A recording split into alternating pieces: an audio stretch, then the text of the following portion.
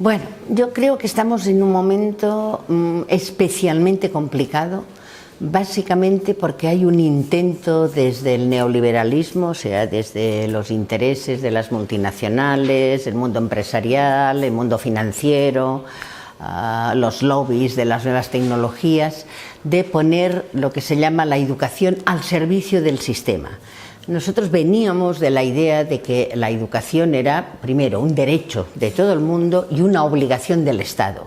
En este momento lo que se está tratando es que en vez de ser un derecho, sea una inversión individual, que el Estado financia o no financia y los demás se arreglan porque esto forma parte del mercado. La segunda cosa es que nosotros pensábamos que la educación, y de hecho era lo que estábamos haciendo y lo que estamos haciendo aún en muchas escuelas, el objetivo de la educación es educar ciudadanos y ciudadanas críticos, creativos, cultos, que tengan elementos para entender el mundo y elementos para cambiarlo, y que la educación sirva para la igualdad de oportunidades, o sea, que todo el mundo, venga de donde venga, la educación le permita llegar a donde sea. Y eso también se está cambiando, y lo que se enseñe en la educación pasa ahora por los intereses de las multinacionales, los intereses del mundo del trabajo precario, los intereses de los bancos, etc.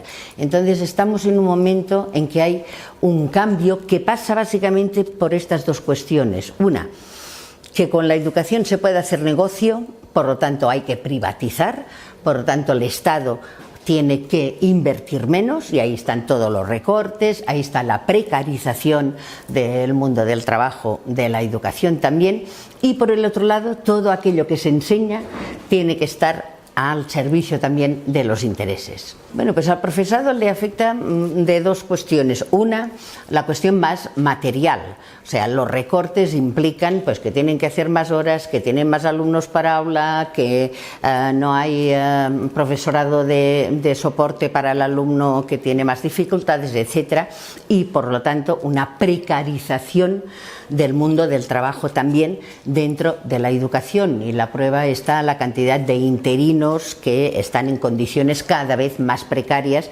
en vez de oposiciones con plaza, etcétera.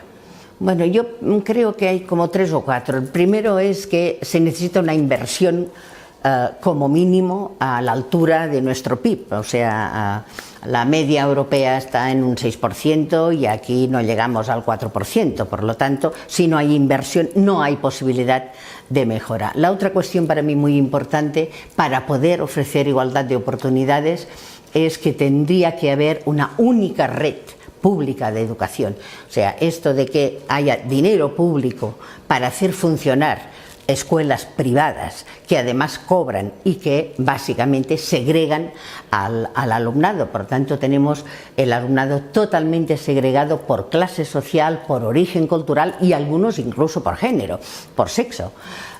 Los del Opus Dei tienen escuelas de niños y escuelas de niñas. Por lo tanto, tenemos que avanzar hacia una red única y por lo tanto cada vez tiene que haber menos conciertos hasta que desaparezca esta figura de los conciertos educativos.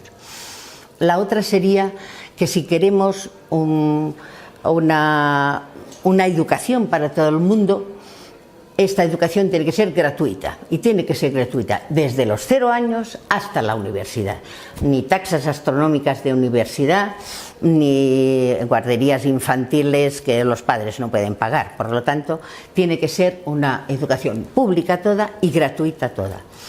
Y otra cosa que tenemos que recuperar es la democracia dentro de los centros educativos. No queremos directores que sean jefes de personal, sino coordinadores pedagógicos.